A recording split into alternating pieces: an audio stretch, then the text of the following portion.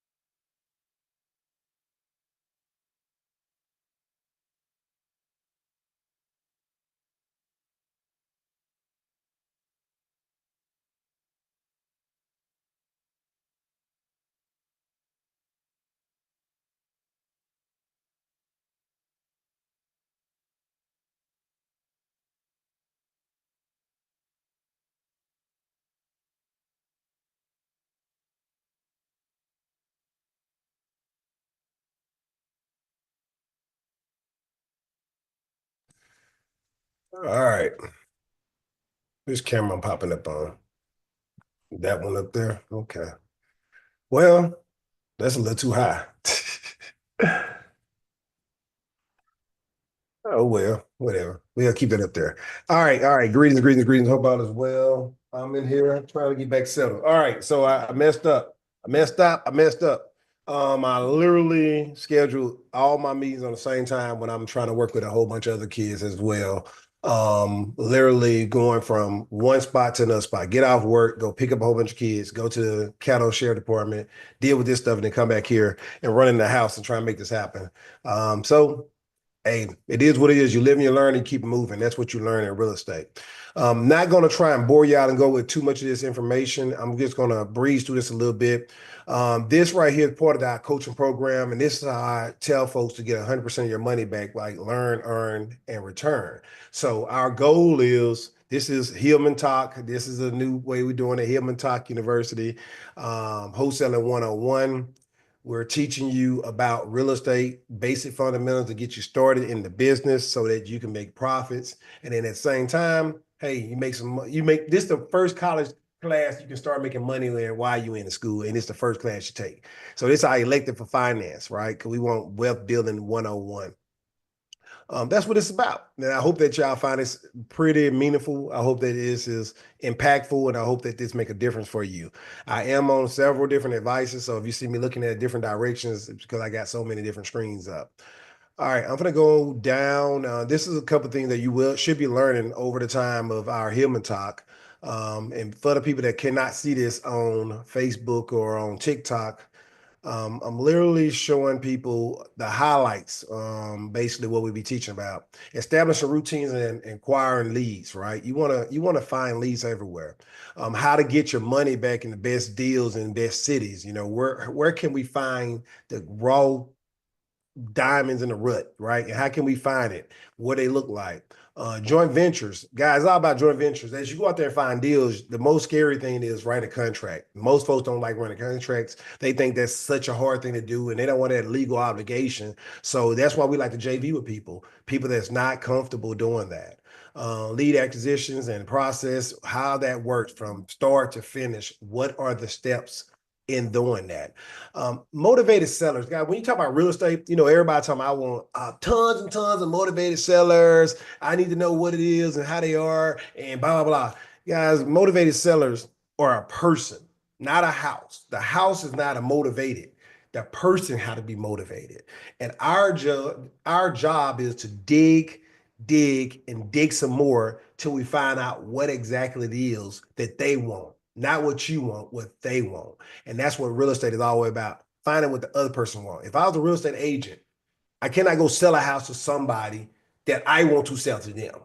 They have to want that house or they have to desire that house. And I have to figure out what it is that they desire about it to make it stick. You're trying to connect those dots. That's what real estate is about, connecting the dots. As a wholesaler, that's your job, is to find out what's the pain points, right? I call it pain for profit. Pain for profits. As people have a problem, you're gonna make a profit off their pain, right? The doctors, you in pain. You go there with a headache. You go there with a heartache. You go there with a toe ache, whatever aches you got. You out of pain, and they profit off of it. I just got my one of my bills back, and I'm like, dude, all he did was did this, and this bill cost that much. Wow, right? So we'll talk about more detail. I'm not gonna go through all that. I'm gonna skip down because it's 22 pages, and I'm not gonna bore you with all the details of what we're gonna talk about. We already went through this. I will recap a little bit. Um, so instant gratification, that's one thing that most people want. And in this position right here, you're gonna have to put some leg work in first, and you got to get a whole bunch of no's first. Then you'll start getting some gratification. So it's not instant, it's delayed. It's delayed gratification when it comes to real estate, period. You're gonna have to do a lot of searching, you have to do a lot of research, you have to do a lot of talking, you have to do a lot of phone calls, you're gonna have to do a lot of reading and getting your game where you feel comfortable that that practice make you sound more articulate at the right time, right? Everybody don't want the real polished people. Sometimes you're gonna talk to people that want a person that just be rough, and you just talk to them just plain Jane. Then you're gonna want some certain clients. They're gonna want you to be very articulate, and they want you to sit up, and they want you to dress a certain way, right? And they want to see how professional you can be, right? It depends on your clientele. My clientele, I use down to earth people.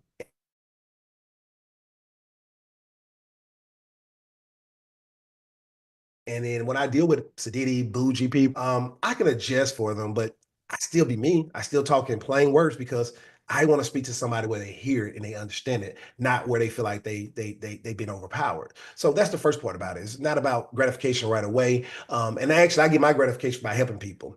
We kind of went through what we look for off markets, guys. We like for sale by owners. We like to deal with for sale by owners. We don't want to deal with anybody on the market like talking about. Don't mind.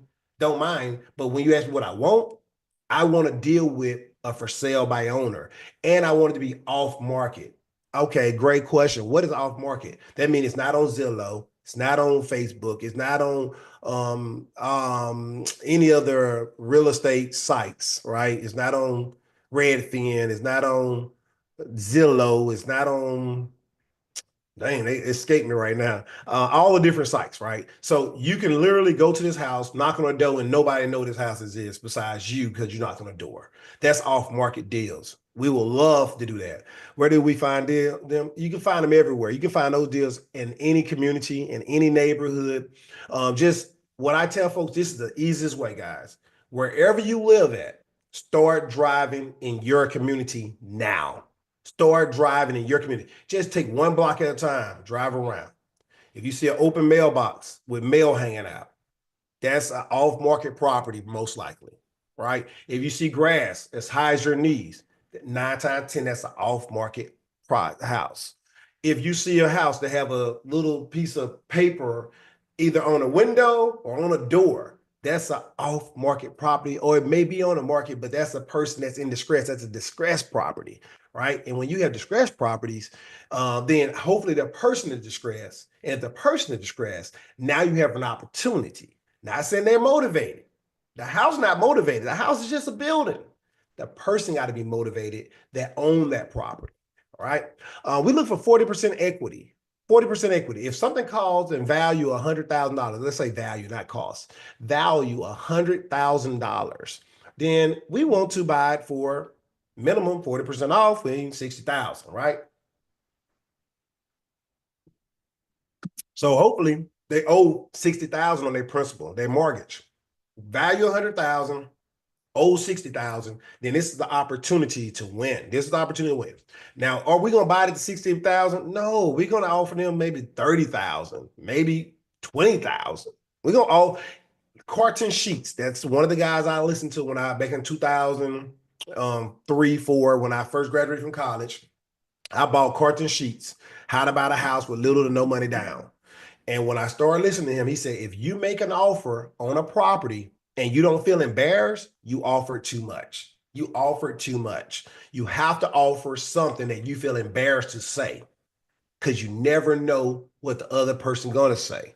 If they're motivated, they may accept it. If they don't, then they don't. Again, Carton Sheets. He passed, late great Carton Sheets. Most all the gurus learn from him. He's awesome.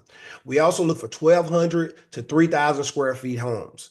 I want a minimum of 1,200 square feet. Why? Why 1,200? Well, guess what? If you're 1,200, you got two beds and one bath, or three beds and one bath. I have enough room to put another bathroom in there. I have enough room to add a two beds, one bath, maybe make another room in there, make it three beds, one bath. So with that 1,200 square feet, I got room to play with. And when you want to build equity into a project, you'll be surprised that adding an extra bathroom would make it more user accepted, right? More desirable, more preferred, because you got two bathrooms and a three bedroom, two baths, than a three bedroom, one bath. If it's a two bedrooms, one bath, and you add another room to it, you have people that want to live in that community in a smaller house, but they want to have more privacy in each room. And that right there is a perceived freaking value to a person looking for a home, right? Instead of having just two beds. So we're trying to work with people. We want to give people what they want, not what we want to give them, and we want to bring value. Now we look for a minimum value of 75,000. Why 75,000? Banks don't like to lend on 30,000 a mortgage. They don't like to lend on anything less than 50,000. Will they? Yes. They will give you a loan, a line of credit. They will give you all kind of other ways to make the money work. But usually with a mortgage, it doesn't, because you got fair housing laws that plays in that. And if your taxes and your fees are just as much as your down payment, there's a problem. So it's other nuances that comes about that causes that you cannot do that. And it's not because the bank don't want to do it, it's because of the laws, the fair housing laws. And I don't know how to say that 100%. And just for everyone out here, I am not a real estate agent. I do not have a real estate license. I am not anything dealing with a legal professional in that type of arena. I am a wholesaler and I am an investor, right? I'm an investor that wholesale. That's the better way to say it. I'm sorry. I'm a wholesaler that I'm an investor that used a wholesaling strategy to acquire properties. That's spot on. I think that's the best way to word it. I am an investor that used a wholesaling strategy to acquire properties and build wealth. All right, understood. Got it. All right. After repair value, 150,000 preferred. Why 150,000 if that's preferred after repair value? That means whenever I do any additions and whenever we do some work on the property, it's going to value probably 150. If we're looking at first-time homeowners and first-time home buyers, the average family moving to about $150,000 property and above, depending on where you at. Now, don't beat me up. Now, I know I have a house in Virginia. I have a house in Vicksburg. I have a house in Cameron, North Carolina. I have houses in different states where $150,000 is going to give you a matchbox, right? It will not give you a real house that anybody would want to live in those communities, but the people that have to live in those communities. But in the South and in most places, most economical people that make $150,000 a good start at home, right? DC area, California, certain places, Chicago, all that stuff. Like, hey, these big cities, Atlanta, yeah, $150,000, you smirking at it, right? Even in Fayetteville, North Carolina, and Cameron, North Carolina, yeah, houses pretty much 200,000 above, right? So depending on your market, and that's what we'll talk about in the long run. All right, I'm going to skip down on this one. I beat that a little bit more than I wanted to, but I do want to make sure everybody understand the criteria. Where's my mouse? All right, my criteria, what we looking for. So that if whatever state you in, whatever city, and if you want to follow me, please go to Instagram, Investing Now 2021, Investing Now 2021 YouTube channel, and you can find me. All right, I'm all over it. Why Wait to Be Great is also. Now, for those who really want to start making money now and want to dig deep, I would say start looking in the 71103 Shreveport, Louisiana area. That's the area I'm looking to invest in right now. And I have plenty of people that's willing to buy right now. 71108, 71109, 71118 in Shreveport, Louisiana. That's my market that I love to invest in. We do have Bossier City as well that I don't invest in, but I will start buying over there if it's turnkey. So I'm looking for a house that's really nice over there. Those are beautiful homes, right? Those are other homes that I'm gonna use a different strategy for. I'm gonna use different strategy for that. I would not be using the same strategy I use for the other ones, right? Just giving y'all a heads up. But we got other areas, and you can look at that on your own. But I'm right now looking for Shreveport. What kind of houses would we like? Peeling paint, broken windows, rotten wood, tall grass, bad roofs, foul smelling. All that is cool with us. I don't care. I like it. Right? Let me get it. I don't have a problem with that. I took Ron LeGrant course, and Ron LeGrant taught us this is what you want to use. I'm giving credit to the man that taught me this. Yes, those are great properties. We want them. I paid for his membership in his class. This is the property right now that I have on the contract, been on a contract for quite a while, and other pictures of it. But this house right here that I'm showing y'all is we hoping to close soon. I'm getting on a short sale, and the property was in disarray. Had a hole in the roof, half gutted out, floors unbuckling, but the foundation was really sturdy. The outside appearance was good. The community is good, but the house itself had a leak in the bathroom that caused all that to rot out, and so it had a hole in it. Had huge trees in the backyard. It was just it looked bad to a first person looking at it, but to the investor that has a team that can go in, all good. We can do it. We don't see anything. Unfortunately, you're on my TikTok. If you want to go to Invest Now 2021 YouTube channel, you can see it. I apologize. I'm doing it from my cell phone, and I'm doing it on my computer, and I'm gonna figure out how to get my TikTok on my computer so y'all can look at the same thing we're looking at. Unfortunately, I just rushed home and I did not get all that set up in time, and I apologize. That's on me. Now, if you do find any properties that you think would be a great deal, being mailbox mail falling out, right? Mailbox mail falling out, that's vacant. Big old sign on the window, right? Is vacant. And they're saying, hey, do not do this, this is seized or whatever. I mean, probably pre-foreclosure. And same token, if you see grass tall, take a picture of that front of that house. Look to the left, take a picture of that house to the left. Look to the right, take a picture of our house to the right. That's it, 3 pictures. Front of that house, the house subject property to the left, the subject property to the right. You look at those so I can kind of get an idea of what they're looking like, and then we can go from there. Again, this is how you can get paid money to find good deals. This part of my coaching program, the coaching program, that's how we pay their money back. It says 100% guarantee, get your money back. Go out there and take actions. We're willing to pay you for those leads because you're taking action. So they pay for the coaching program, and as they're working through the process and everything, and looking at housing and finding deals in the zip code that we tell them to, then hey, we pay them their money back. And when we close, we give them extra money, $250 per deal. So this is a way to build them up, build their lead generation skill set up, build a technique out there, going out there finding great deals. They're analyzing their communities, and then hey, we have closed on the deals. We JV the deals. We joint venture. All right, some of the questions when you're talking to people, we're gonna get into this. All right, we're gonna go and get to it. For sale by owner, are you the sole owner of the property? That's one of the questions you want to ask somebody. Are you the sole owner of this property? Because if they got other people that own the property, they can't sell the property. You have to have all the people that's on that deed looking at that, writing that contract and signing that contract and agreeing to sell that property, right? If you got other ways of doing it, I don't know any other ways. I try to do stuff the right way, the legal way, and the legal way is everybody on that deed have to sign off, right? So any other thing you're doing after that, I don't know what kind of business you're doing. Motivation, there got to be a particular motivation for the seller. Please understand that you're not selling that house or buying that house or acquiring that property if that person that owns that property is not motivated to let it go. It doesn't happen that way. In order for the property to be released, that person got to have some kind of motivation. And that's your job, is to discover what exactly is that motivation they have. What do they want to gain from releasing this property? For instance, just think about this. And y'all can put this in TikTok, and you can put this on YouTube or anywhere you listening to this. Why would I want to sell a property that I'm not living in? I don't have a tenant in it, and I live in New York and the property is in Louisiana. Why would I want to sell that property?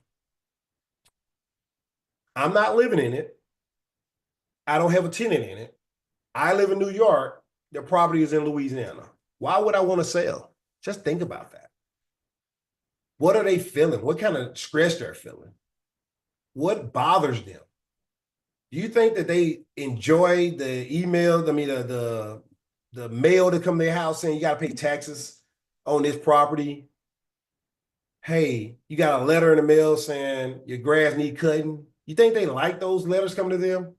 You think that somebody like the fact that, wait, I never get down there because I work all day, so I never get down there to even check on the property.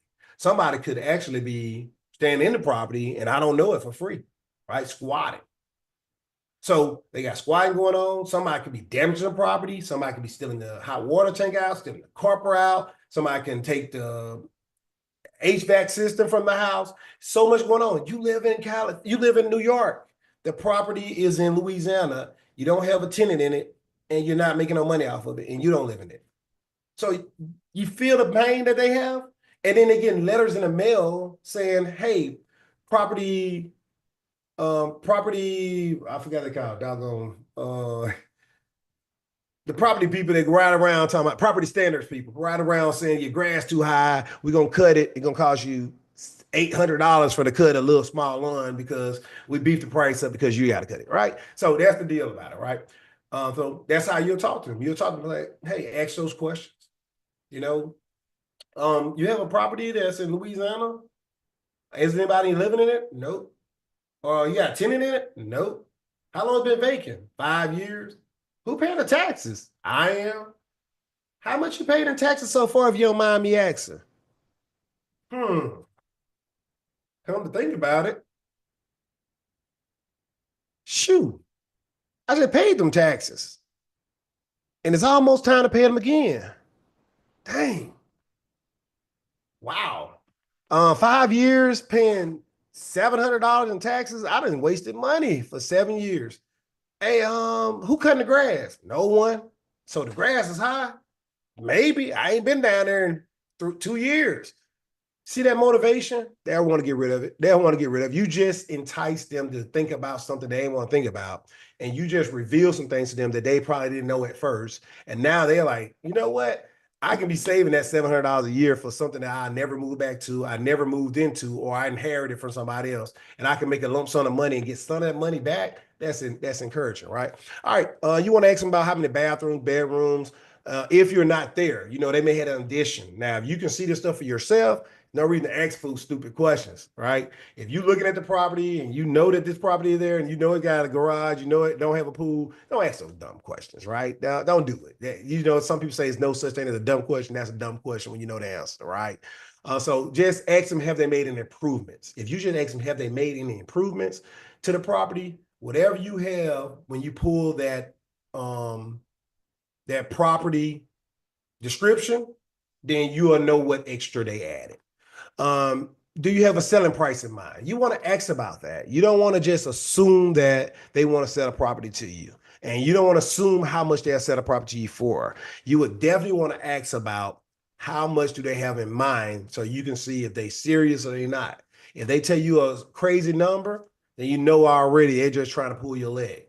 If they tell you a number that's somewhat in the ballpark, then you know that, wait, maybe I can work with you. You're somewhere close to these numbers. So, okay, let me see why you come with the number. Then you start asking more questions after that, right? When do you want to move? How soon do you want to move? Or how quickly you want to close? Or how soon are you ready to write a contract or sign your name or endorse this document All right. You can say it all kind of way. Kobe Sperber say endorse. Can I get your endorsement right here? All right. I love Kobe Sperber. I got all his stuff too. Ron LeGrant, Kobe Sperber, um, who else I told you? Carton Sheets. I go down a laundry list. You'll hear about the rest of them, but awesome instructors, awesome information.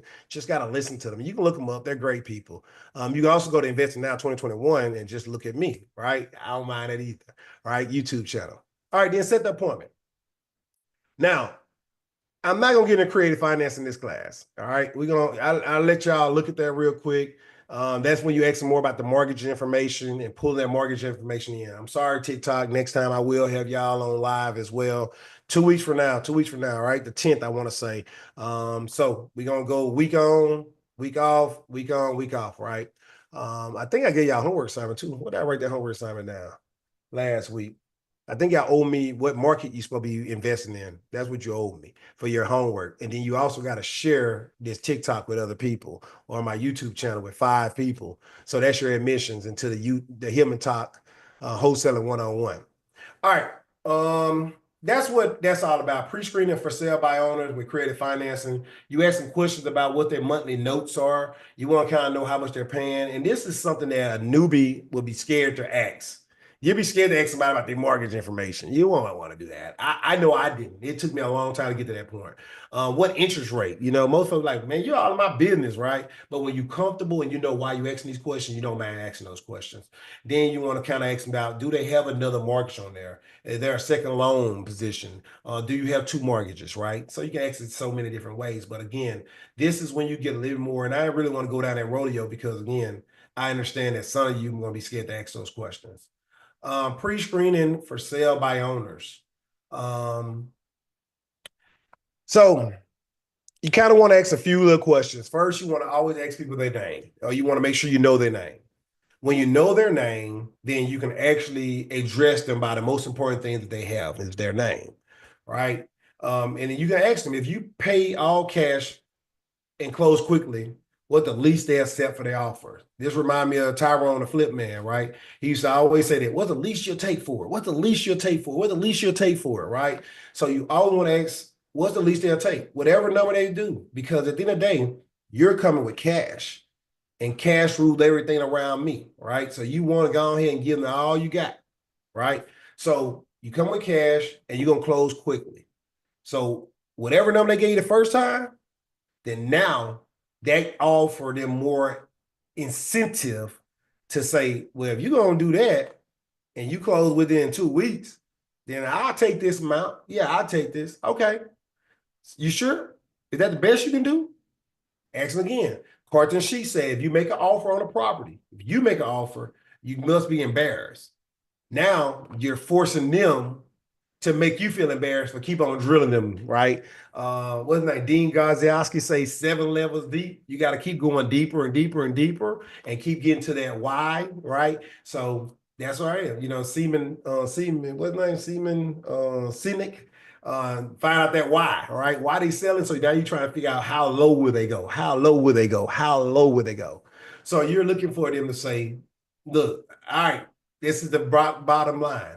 Have anybody been on infomercial and you bought something and then all of a sudden they offer you something else? Then all of a sudden you buy that, then they offer you something else, and then they buy that, then you offer something, then you're like, no, that's enough now, right? That's what you want to do. That's what you're doing. You're an infomercial, right? You're doing the same exact thing in real estate. You keep asking for is that the lowest they can go so you can keep on getting the best deal. That's how you get from a house that value $100,000 all the way down to $30,000 buying it. $30,000 buying it, 70% off, right? Because you become awesome at getting to the lowest number and making sure that you perform, right? That's what you do. That's what you do. That's what you do. This wholesaling TikTok 101 is going to teach you how to make money now, right? So once y'all figure that out, once you get to that point and you can put stuff on the contract, you make more money, right? But right now, I'm not telling anybody to put anything on contract. I'm not telling anybody to do this right now. I want you to go find deals, take pictures of the front of the house, left, right of the house, and then send them on up. I'm here in Louisiana looking for houses in 7-Eleven, Thank you for following me. I'm looking for people right now in housing 71103, 71108, 71118, 71109. I'm looking for properties right now. I'm looking for a whole block, to be honest. All right, I'm not gonna give you the script. We're not gonna go over that part. Let me fix that. All right, I ain't gotta teach you how to set appointments. You ain't gotta worry about that piece. Call and seller key points. All right, this is something I will talk about, and this will be the last thing we talk about tonight. Tonight, this will be the last thing we talk about. When you call a seller, right, you're not begging them. You're not begging them, and you're not telling them their house is trash or nothing like that. You're not trying to convince anybody of anything. You're not trying to convince anybody of anything. You're calling to discover something. So please don't beg. Please don't preach to them, and please don't tell them why they need to sell now and take your off. Don't do that, right? You don't over negotiate, not over the phone. You don't do that over the phone, right? Not right away. You call in to figure out what exactly they desire. You call in to figure out what they want. You call to figure out why they even maybe entertaining you, because this is an off-market deal. It's not listed on Craigslist. It's not listed on Zillow. Not listed on Redfin. It's not listed on Realtor.com. It's not listed anywhere. It's a vacant property that you're just taking advantage of an opportunity to assist with. That's it. You're taking advantage of an opportunity, and you're trying to figure out, are they willing to sell? So you don't got to over negotiate, right? Practice answering all possible questions before calling, right? So you want to kind of think about all the questions they may ask, and then you do it. Is that fair? Is that the best you can do? So if I don't, you won't sell to me, right? Wouldn't you agree? Tell me like that, right? So you try to figure out how to communicate, and you practice any questions, right? Once you make an offer, Kobe Sperber taught us, is that fair?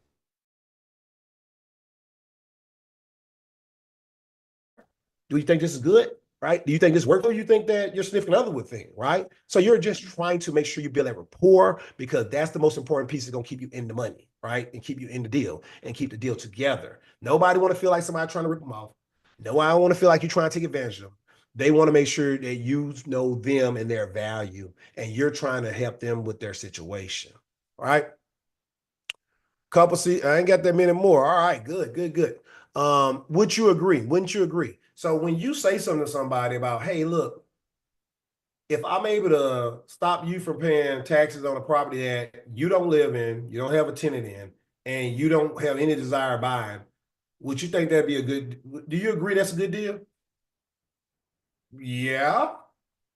And in addition to, I'm willing to put some money in your pocket so you can get some of that money, recoup that money that you didn't put out in that property for the last 5 years that's been vacant, and you don't know what condition it in. Do you think that's fair? Yeah, I think that's fair. You put money in my pocket, you recouping some of the money I haven't spent out, and I don't know the condition of that property. Anything can happen to that property. I don't know, but you're willing to make an offer sight unseen? I'm willing to make an offer sight unseen. I'm willing to make an offer. Are you willing to entertain me? Yeah. All right, cool. Well, let me tell you what it looked like. This is the process. This is how we're going to do it, right? That's it. So wholesaling one-on-one, that's the easiest way to start with a script to learn how to put something on a contract. And always stick to the script. Don't go off. We have an outline that we're going to provide to you. You just go through that outline and ask the questions. Practice those questions. Practice asking those questions. Practice delivering that message. Practice communicating. Practice talking and being able to speak clearly about what you're trying to do for someone, not what you want to do for them, right? How can you assist them? People don't like you to talk to them on their turn, on your terms, but on their terms, right? So that's it. All right, got some stuff coming up. Thank y'all for them likes. Thank y'all for those likes and those hearts. I'm trying to help y'all out. I want you to be successful. I want y'all to make some money in real estate. That's what I want for you, and I hope that's what you want for yourself. If you don't like the seller answer, you must get him to change simply by just saying, well, what do you want, right? What will work for you? You just keep asking questions to find out. So that's really what I have tonight. We went over a lot tonight. This was a lot. This was a lot, right? We talked about some of my criteria of what I do, what I look for. I want 40% equity. I'm looking for the 71103 zip code, 71108, 71103, 09, 71118 in Shreveport, Louisiana. I'm personally looking for it, and I got other investors looking for it. And we'll JV those deals, right? If you live out of town, right? If you live out of town and you look in those areas, then you can do Google walk through the streets, right? You can go and get on Google and then look at those zip codes, and you can drive down the street on Google and find deals and screenshot the house to the left, to the right, and the subject properties. So that's another way you can do it. There's no way to say no, just try. If you live in your neighborhood, I told you this, go drive a block in your neighborhood, in your community. Just take one block a day, an extra block. When you come home from the grocery store, instead of going straight home, go a different route. Look a different way. When you go into work and come back from work, don't go the same way, go a different route and look at houses, right? We're looking for tall grass. We're looking for mailboxes with mail falling out of it. We're looking for some kind of note or letter stuck to a door or a window, right? We're looking for those. We're looking for paint, peel and paint. We're looking for any signs of distress of the property, right? And then we can skip trace them, or I can show you how to skip trace them, right? We can skip trace them and find the owners and call and talk to them and have a conversation. We talked about 1,200 square feet minimum, 2 one bath, 3 one baths are good. We'll work with it. We talked about, I'm doing this off the top of my head because I already know my criteria. We talked about the value need to be at 75,000 because the bank don't want to give loans, mortgages for houses below 50,000. So we shooting for 75,000, then we should be in the money. We're gonna buy it below 75, but if the value is 75, cool. The after repair value could be up to $150,000 minimum, right? Not, I don't want to say minimum. Let me scratch that. Just 150 value, all right, after repair value. That will be a first-time homeowner. That's why we're doing that. We're aiming for first-time home buyers. So if they're first-time home buyers, they're looking for a comfortable amount to spend on that property.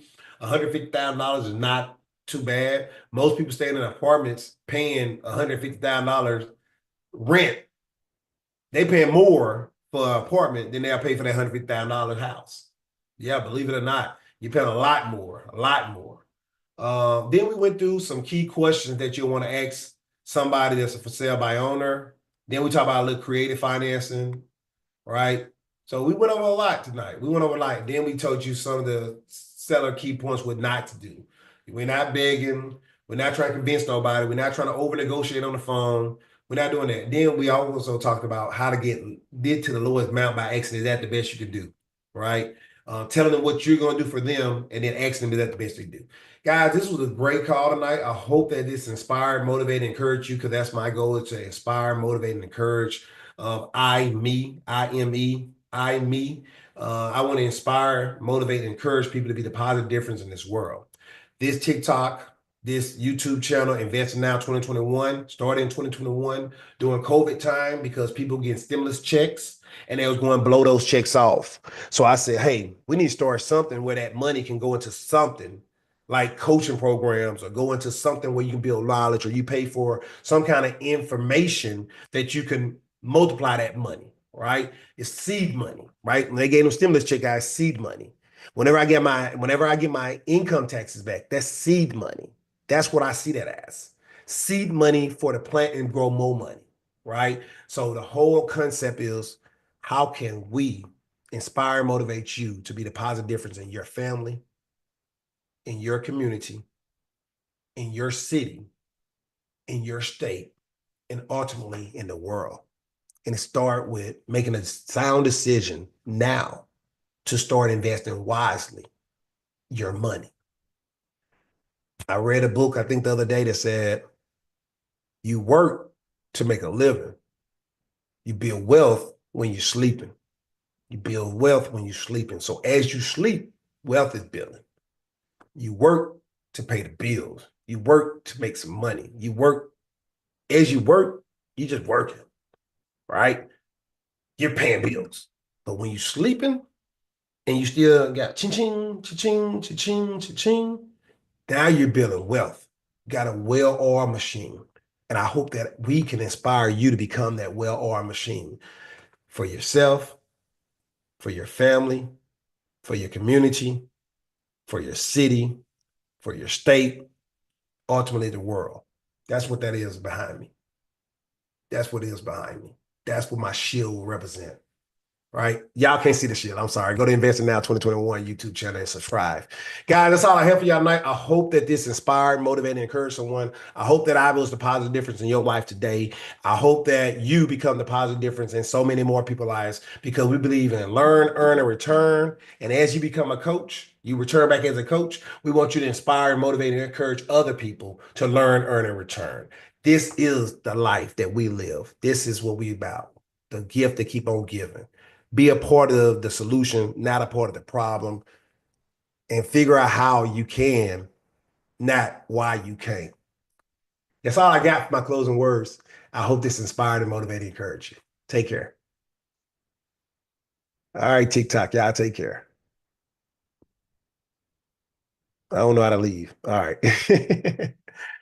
All right, take care. Thank you. Miss Valerie, do you want me to unmute you? Hi, Miss Val. Uh-oh, I can't hear you. You're talking, Miss Val, but for some reason.